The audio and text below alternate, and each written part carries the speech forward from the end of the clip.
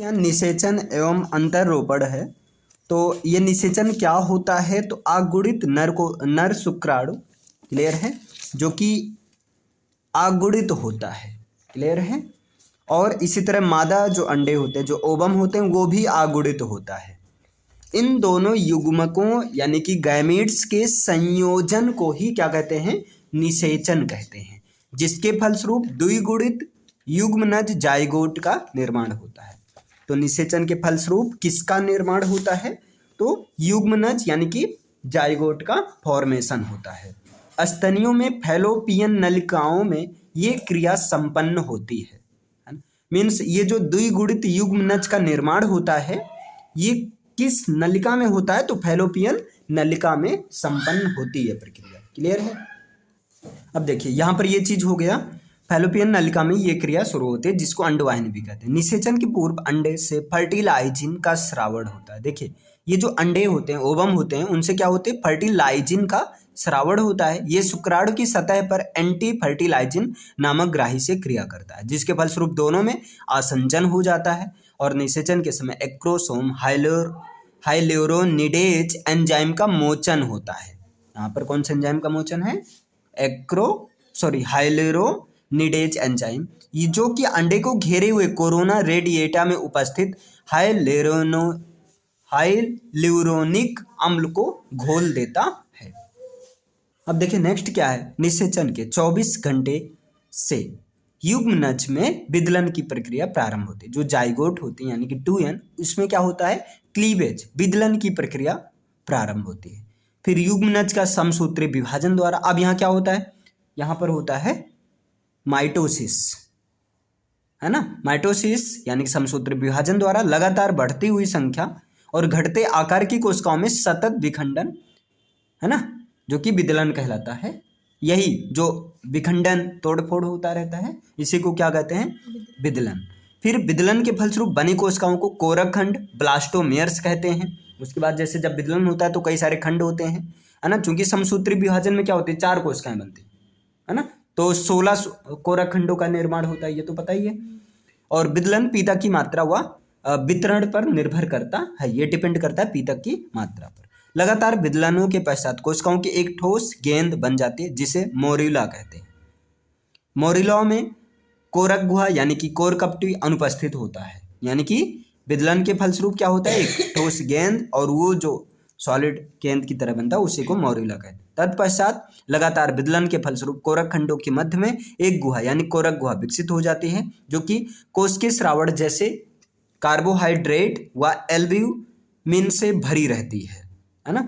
इस अवस्था को ब्लास्टुला या कोरक खंड कहते हैं। अंडे में यही तो प्रोटीन होता है, एल्ब्यूमिन प्रोटीन होता है। पक्षियों में इसे ब्लास्टोसिस्ट और स्तनियों में इसे ब्लास्टोडर्मिक आशय कहते हैं। भ्रूण का गर्भाशय की दीवार से जोड़ना रोपड़ कहलाता है। मतलब जब भ्रूण गर्भाशय की दीवार से जोड़ जाता है तो उसी को रोपड़ इम्प्लांटेशन कहते हैं। ब्लास्टुला अवस्था में भ्रूण को सर्वप्रथम गर्भाशय से जोड़ने का कार्य अपरा यानी कि कोरियन नामक झिल्ली करता है। ये कोरियन या अपरा झिल्ली ही तो होता है, प्लेसेंटा इसी को कहते हैं इंग्लिश में ना। नेक्स्ट है सागर्भता तथा भ्रूणीय परिवर्तन। ये क्या है, भ्रूण के अंतरोपण के पश्चात इसकी ब्लास्टोमियर्स कोशिकाएं आकार जनिक विकास गतियां करते हैं। ये प्रमुख गतियां एपीबोली अर्थात भावी एक्टोडर्म कोशिकाओं का चारों ओर फैलना तथा एम्बोली अर्थात भावी अंतःत्वचा एवं मध्य जनन स्तर कोशिकाओं का अंदर की ओर चलना होता है।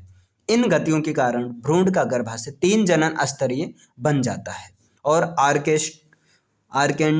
आर्केंटेरॉन या गैस्ट्रोसील गुहा का निर्माण हो जाता है और अंत में विभिन्न अंगों की प्रारंभिक संरचनाएं बनती हैं, जहां बनता है रुधिर, वृक्क, हृदय, जनन, है ना। त्वचा की डर्मिस आदि का उद्भव भ्रूणीय मेसोडर्म से होता है। अब क्या है, बाह्य भ्रूणीय झिल्लियां। देखिए ये हो सकता है आपको ना समझ में आ रहा हो, क्योंकि इस चीज को किताब से आप पढ़े ना तो वहां से ज्यादा क्लियर हो जाएगा। मानव भ्रूणीय परिवर्धन के नाम से पूरा चैप्टर है, ये पोर्शन वहीं से समझ में आएगा, किताब से यहाँ से तो ऊपर से जा रहा होगा। देखिए झिल्लियां भ्रूण की बाह्य ब्लास्टोडर्म से विकसित होती हैं और वास्तविक भ्रूण के निर्माण में भाग नहीं लेती। इन्हें बाह्य भ्रूणीय कलाएं भी कहते हैं। भ्रूण कलाएं पीतक कोश, एमनियन, कोरियन तथा अपरा पोशिका होती हैं। फिर प्लेसेंटा या अपरा। अब ये क्या होता है, देख यहाँ से ये क्वेश्चन आया है कि प्लेसेंटा से डायरेक्ट पूछा गया अपरा क्या है ना, इसलिए ध्यान देना इसको। अपरा प्लेसेंटा वो संरचना जिसके द्वारा जरायुज, जरायुज मतलब समझ रहे हैं, जो बच्चे पैदा करते हैं, स्तनधारियों का विकासशील भ्रूण या गर्भ अपना पोषण मातृ गर्भाशयी रुधिर से प्राप्त करता है ना, एक प्लेसेंटा के थ्रू। और ये पोषण के अतिरिक्त भ्रूण के श्वसन, प्रतिरक्षण, उत्सर्जन संबंधी कार्यों में महत्वपूर्ण भूमिका निभाता है। जैसे प्लेसेंटा अपरा का काम पोषण तो है ही, है ना, लेकिन पोषण के साथ में इसी से श्वसन भी होता है, प्रतिरक्षण, है ना, प्रतिरक्षण का मतलब इम्यूनिटी पावर जो बच्चे को मिलती है, और उत्सर्जन संबंधी कार्यों सारा काम यहीं से होता है। अपरा से गर्भावस्था में कोरियोनिक, गोनेडोट्रोपिन, एस्ट्रोजन, प्रोजेस्टेरॉन तथा रिलैक्सिन नामक हार्मोनों का क्या होता है, स्रावण होता है। सभी यूथेरियन स्तनियों में रुधिर जरायु अपरा पाया जाता है तथा मनुष्य और कपि में, ये एग्जाम्पल है मनुष्य और कपि में, है ना, जो जिसमें जरायु अपरा पाया जाता है। जरायु का मतलब ये प्लेसेंटा। यहाँ देखिए प्रसव, गर्भावधि पूर्ण होने पर शिशु का जन्म गर्भाशय की अनैच्छिक पेशियों में संकुचन की लंबी प्रक्रिया से होता है, इसे प्रसव संकुचन कहते हैं, और इस अनुभव को प्रसव वेदना भी कहते हैं।